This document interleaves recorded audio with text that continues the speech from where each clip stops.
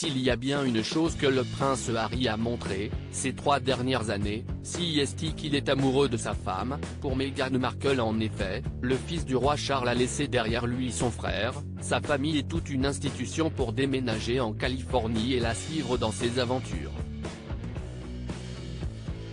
Une belle histoire d'amour qui dure depuis 2016 et une rencontre sur les réseaux sociaux, et qui a donné 2 enfants adorables, Archie, 3 ans et demi, et Lilibet, 18 mois.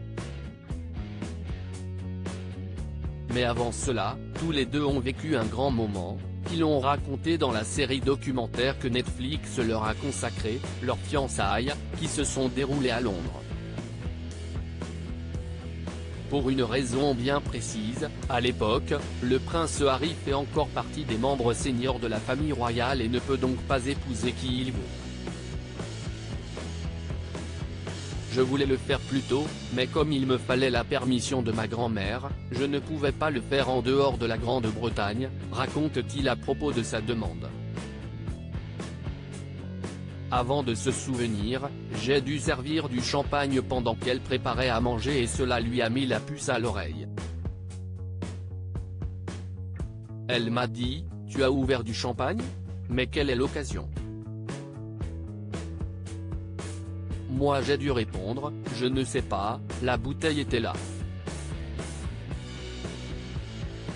Avant que Meghan, assise à côté de lui, n'éclate de rire.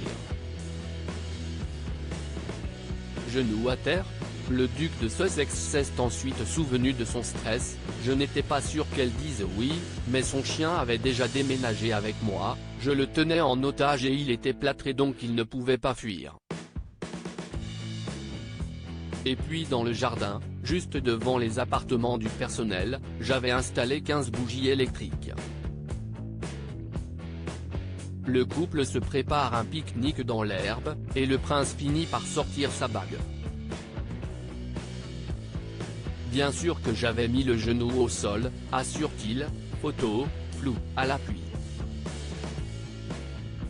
L'américaine confirme alors, il se met le genou au sol et je dis juste, oui.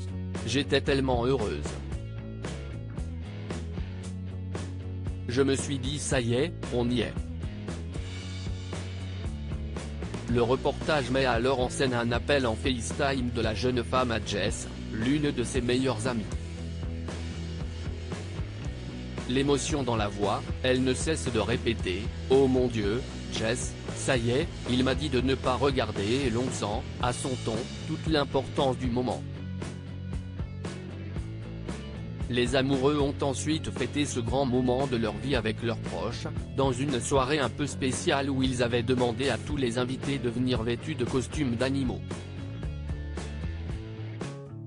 Pour eux, comme le raconte une amie, le prince et sa fiancée avaient choisi les pingouins, qui trouvent un partenaire pour la vie.